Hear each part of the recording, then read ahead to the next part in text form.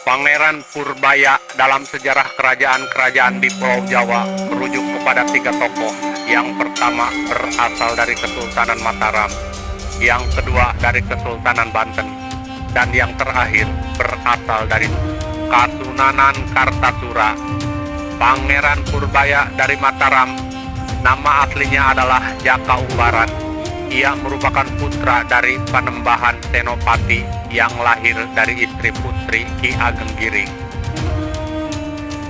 Babat Tanah Jawi mengisahkan Ki Ageng Giring menemukan kelapa muda ajaib yang jika airnya diminum sampai habis dalam sekali teguk akan menyebabkan si peminum dapat menurunkan raja-raja Tanah Jawa.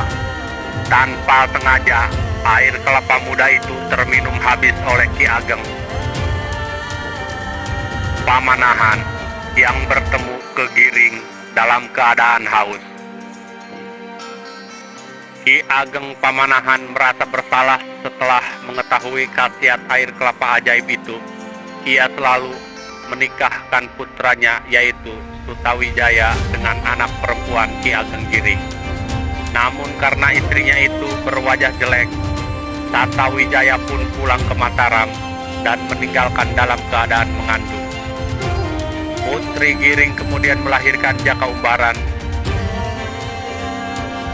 atau diumbar dalam bahasa Jawa artinya ditelantarkan. Setelah dewasa, Jaka Umbaran pergi ke Mataram untuk mendapatkan pengakuan dari ayahnya. Saat itu, Tatawijaya sudah bergelar Penambahan Senopati. Melalui perjuangan yang berat, Jaka Umbaran akhirnya berhasil mendapat pengakuan sebagai putra Mataram dengan gelar Pangeran Purbaya. Naskah Babat mengisahkan putra Penambahan Senopati yang paling sakti ada 2. Yang pertama adalah Raden Rangga yang mati muda, sedangkan yang kedua adalah Purbaya. Ia merupakan pelindung tahta Mataram saat dipimpin keponakannya yaitu Sultan Agung. Sebagian masyarakat Jawa percaya kalau Sultan Agung sebenarnya putra kandung Purbaya. Konon, Sultan Agung sewaktu bayi sengaja ditukar Purbaya dengan bayi yang dilahirkan istrinya. Kisah ini seolah berpendapat kalau Sultan Agung adalah perpaduan darah Mataram dan Giring. Namun pendapat ini hanyalah pendapat minoritas yang sebenarnya sulit dibuktikan. Pangeran Purbaya itu sampai zaman pemerintahan Amangkurat I, putra Sultan Agung, ia hampir sengaja menjadi korban ketika Amangkurat menumpas tokoh-tokoh senior yang tidak sesuai dengan kebijakan politiknya. Untungnya, Purbaya saat itu mendapat perlindungan dari Ibu Suri atau janda Sultan Agung. Purbaya meninggal dunia bulan Oktober 1676 saat ikut serta menghadapi pemberontakan Trunajaya. Amangkurat I mengirimkan pasukan besar yang dipimpin Adipati Anom, putranya, untuk menghancurkan desa Demung atau dekat Besuki yang merupakan markas orang-orang Makassar sekutu Trunajaya. Perang besar terjadi di desa Gogodong. Pangeran Purbaya yang sudah lanjut usia gugur akibat dikeroyok orang-orang Makassar dan Madura. Pangeran Purbaya dari Banten.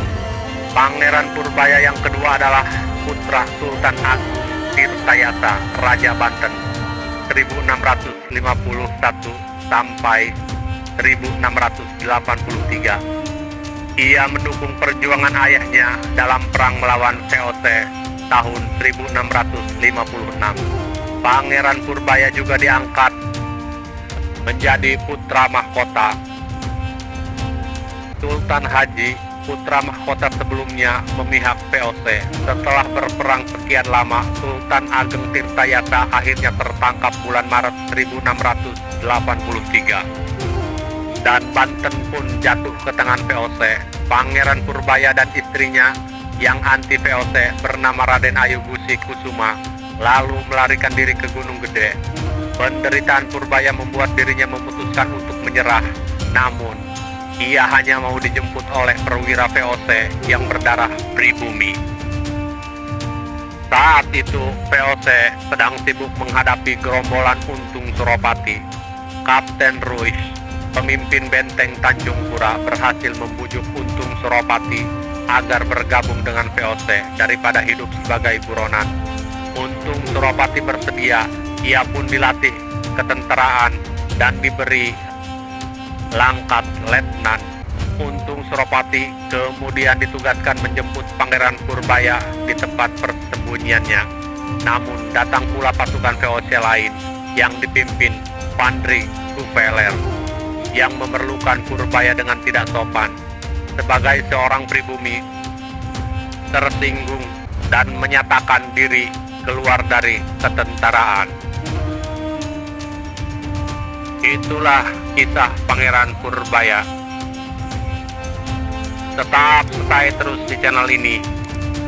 Jangan lupa subscribe, like, komen, dan share.